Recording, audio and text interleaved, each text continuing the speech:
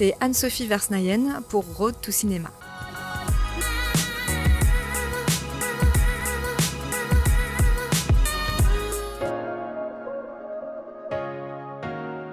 Alors, le pitch de Mascarade, pas facile. Ce sont des histoires qui s'entremêlent et qui se recoupent, qui s'imbriquent, mais il est question d'histoire d'amour, il est question de tromperie, d'arnaque et de mascarade. Il faut le voir pour comprendre ce film.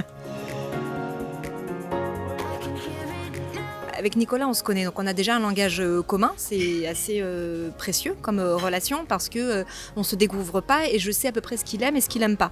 Donc ça, c'est quelque chose qui revient qui revient de projet en projet. En tout cas, ce film nécessitait peut-être un petit peu plus. On a pu se permettre d'être un petit peu plus dans le sentiment, donc dans des cordes un petit peu plus présentes, avec des lignes mélodiques. Nous, on a fait toujours très attention à sa place, au début des musiques, aux fins et à son dosage. Alors Nicolas, on s'est rencontrés sur son premier film Monsieur et Madame Adelman. C'est un film pour lequel je faisais des orchestrations, des arrangements. Nicolas, qui compose aussi, en fait m'a proposé ensuite de faire un projet, donc pas du tout un film, il présentait la cérémonie des Molières. Comme c'est quelqu'un de très productif, c'est très rapidement, il y a eu La Belle Époque, pour lequel on a composé à quatre mains des musiques ensemble, OSS 117 et maintenant Mascarade. Et j'aime la rencontre. En fait, avec un réalisateur, une réalisatrice, je trouve que c'est important qu'il y ait cette connexion, en tout cas, qui passe, parce que on va quand même passer beaucoup de temps ensemble à échanger. Alors même si ça demande du temps pour trouver un langage commun, parce que parler musique, c'est pas facile. On parle de sensations, de sentiments, et il n'y a pas forcément des mots pour décrire tout ça.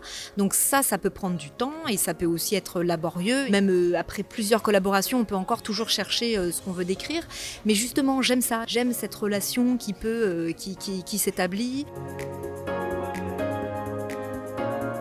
Moi, ça a commencé très tôt. En fait, j'ai l'impression d'avoir toujours eu une relation très très forte avec la musique. J'ai commencé en fait à jouer de l'alto. C'est comme un violon et plus grand et plus grave. Je suis tombée amoureuse de cet instrument. C'était vraiment, je voulais absolument faire cet instrument. J'écoutais à l'époque, quand j'étais ado, il existait encore des CD, qu'on écoutait. Il y avait en fait des compilations où il y avait des musiques de films enregistrées et il y avait juste la musique d'orchestre et le thème principal.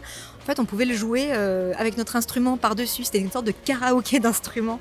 Et il y avait ça avec les musiques de Jurassic Park, de Star Wars. En fait, j'avais déjà cet amour aussi pour des musiques de films. Parfois, des musiques pour lesquelles je n'avais pas vu les films, mais déjà qui me transportaient. Je trouvais qu'il y avait un côté super imagé. Et après, j'ai eu comme ça envie d'improviser avec l'alto, de commencer à écrire des premiers arrangements et petit à petit des compositions. Au début, on a un petit peu... Moi, j'étais un petit peu, entre guillemets, timide parce qu'à partir de quand on se dit compositeur, compositrice. Donc après, j'ai eu des études assez classiques, de musique classique. C'est le Conservatoire de Paris. J'ai fait une formation qui allie, la formation supérieure au métier du son, qui mélange aussi l'aspect très musical et un aspect plus technique. Parce que c'est vrai que dans nos métiers de compositeur, on est aussi beaucoup devant l'ordinateur. On doit faire des maquettes, parfois un petit peu enregistré, le mixage, tout ça, c'est aussi une fonction et des activités qui sont importantes à maîtriser et à savoir faire.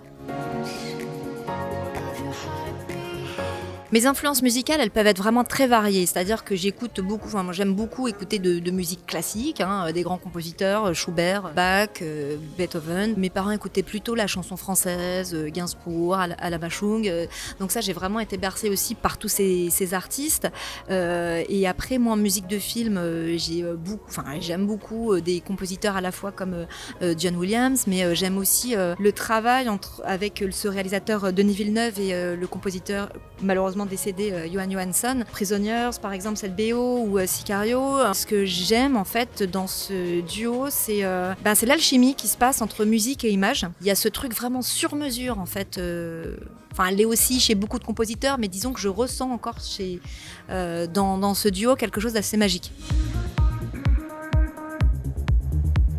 Et pour revenir par exemple à ce duo, c'est justement cette l'alchimie qui se crée entre musique et image. Ça veut dire que parfois, On peut aimer, par exemple, en tant que réalisateur, réalisatrice, on peut dire, moi, j'adore le rap, mais et que finalement, ça soit pas la musique pour notre film.